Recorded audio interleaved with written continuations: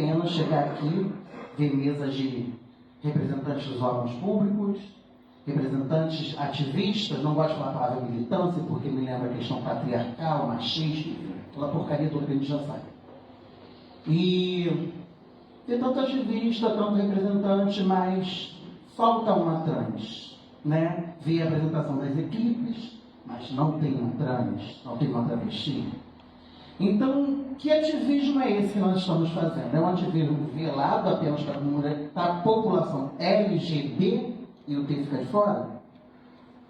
É uma provocação que eu quero fazer, como eu fiz com a Hernani, lá sobre queimados, que hoje nós temos lá uma menina que funciona bem no programa, a Juliana, né? E é uma reflexão que eu trago para vocês, né?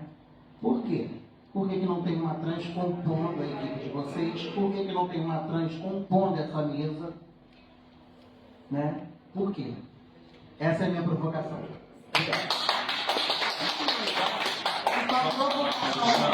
Deixa eu só responder. Eu queria emendar, Sandra, porque depois vocês falam que em bloco, por causa do horário de vocês. Não, sabe por que eu ia falar? Eu trouxe a Luana, que vai falar depois, na hora que for do movimento, que é a primeira trans, requalificada aqui, ela vai participar, entendeu? Sim, eu estou falando inserida no serviço, uma parceira, uma parte. Tá, entendi. Está dentro do serviço. Tá, é isso que eu estou falando. Entendi. Gente, Aí deixa o Cláudio emendar para poder. Aí vocês continuam. A primeira questão é o seguinte: a gente colocou na mesa de abertura algumas questões para a educação e também alguns desafios para a Polícia Militar, para a Polícia e para a Guarda Municipal no âmbito local, né? Porque a segurança presente está no estadual, Secretaria de Governo e tal, mas tem o seu departamento, a sua área aqui, e a Guarda Municipal também. Então, eu queria saber de vocês o que os três centros têm construído de diálogo com esses órgãos, quais são as oportunidades, quais são os obstáculos ainda, e o que pode ser feito de estratégia, coisas que devem ser o centro e coisas que devem ser o movimento. Porque também não pode misturar as bolas, né? O que é centro de referência LGBT, que é um equipamento público, por mais que tenha pessoas com dois chapéus ao mesmo tempo, vai saber qual que é o lugar do equipamento público agindo e qual que é o lugar do movimento social agindo, né? Vocês também têm consciência desses chapéus? Como manipula esse chapéu? Para ficar clara a questão. E a outra é aí provocando a guarda, a segurança presente, a educação. Eu queria que vocês também pudessem também se conectar com o que eles falarem e depois entrar também na conversa. Tipo, o que também a educação municipal pode abrir de porta já para a semana que vem para dialogar sobre que estratégias de ação que podem ser produzidas no campo municipal. Eu, por exemplo, estava aqui no vídeo dele falando que, por exemplo, tem um projeto da Aliança Conexão, que a gente tem as oficinas de capacitação em educação e trabalho. E a gente até já está em conexão com o LGBT, que é parceiro, para a gente trazer essas oficinas agora em mês de fevereiro e março. Então, era meio que talvez não ser uma provocação mesmo. Também esses órgãos municipais estarem meio que dividindo com vocês essa bola, porque essa bola não dá para só o centro, só para segurar essa onda. O que os órgãos municipais podem fazer para contribuir para que esses centros possam empoderar também sua agenda? E a última coisa é como que esses três centros de referência estão produzindo estratégias para o fortalecimento comunitário sem ser o movimento, ser a oportunidade para esse movimento se estruturar, mas não substituir o lugar que esse movimento precisa ter. Por exemplo, lá na região dos lagos, está aqui Delta, está aqui Nanda, né?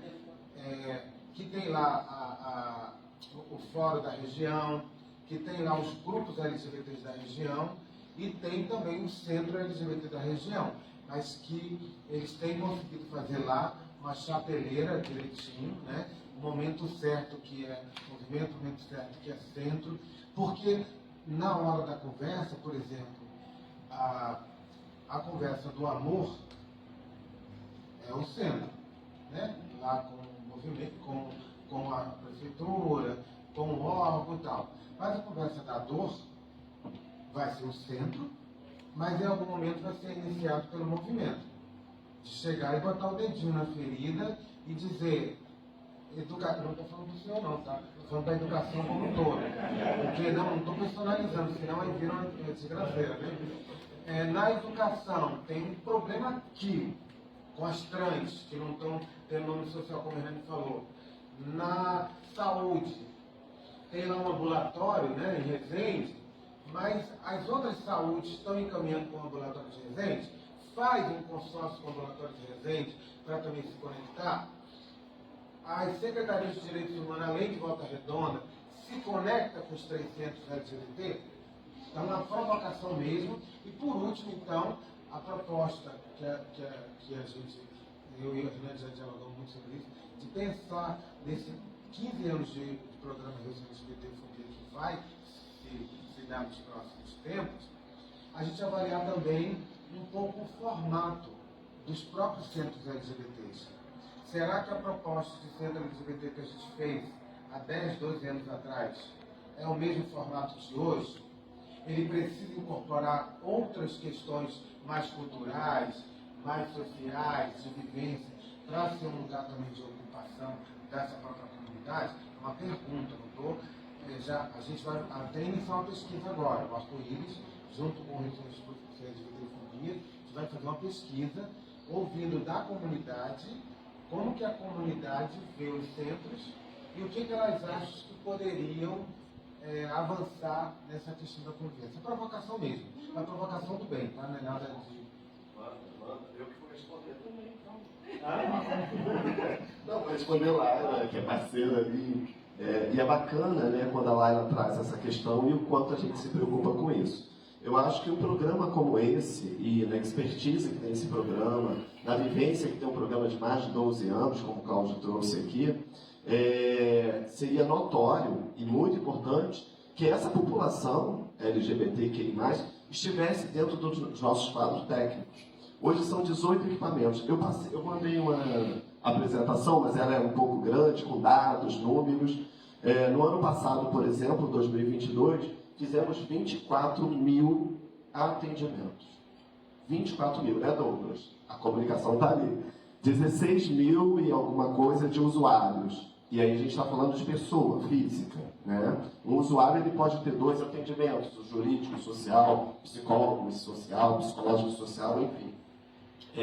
Mas é importante quando a Laila traz essa questão, porque dentro de todos os equipamentos, Laila, a gente tem pessoas trans.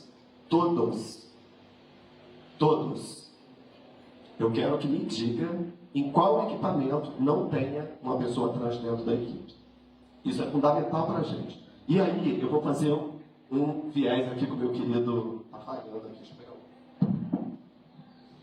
Deu? É uma pena, e aí lá, eu acho que é um momento também, e é bacana quando você traz isso, para a gente pensar e desenhar e redesenhar também a questão da educação. Porque muitas das vezes, como eu coloquei aqui, diferente de mim, talvez diferente até de você, a gente pode estudar, se graduar, mas muitas das nossas parceiras, aos 12 anos, 11 anos, tem que sair de dentro de casa, expulsa, porque ela é convidada a sair, para ir trabalhar como profissional do sexo.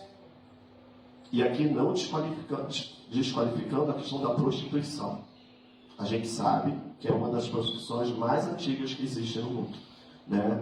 E é uma questão, talvez, que a educação tenha aí um calcanhar de Aquiles. Porque essa pessoa travesti, esse homem trans, essa mulher trans, sofre tanto dentro desse espaço escola, e eu venho de um espaço escola, né? Que não permita a ter, né, conhecimento, que tenha uma formação, para que possa disputar. Eu quero que você me diga, e não só você, mas quantas meninas nossas são psicólogas? Pouquíssimas. Hoje, eu entrei em contato, sabe com quem? Com a Ariane. Eu estou falando de uma mulher trans que veio de um outro estado fazer doutorado com a Ana Uziel. 7h30 da manhã eu mandei uma mensagem para ela: preciso de você, quero você. Então a gente está falando de uma menina trans, psicóloga, fazendo doutorado, veio de Salvador, negra. Você conhece? Ela nem sabe. Ela acabou de ser às 7h30 da manhã convidada a vir trabalhar comigo. Esse cuidado eu tenho. Ter uma Jumara Cunha, ter um Theo, ter uma Denise Tainá, sabe? Ter uma Cacau. Só tem um Vitor, Vitor, Pedro, sabe? Yara, empatiza, a gente tem a Yara. Então, assim, esse cuidado, se eu não me engano, eu fiz esse recorte, 70%, quase 80% do quadro profissional do programa são pessoas LGBTs. E isso muito me orgulha. Muito me orgulha, porque a gente não faz um programa, a gente não desenvolve política pública para a nossa população, se essa população não estiver lá dentro, gritando a todo momento e mostrando para a gente esse termômetro, né?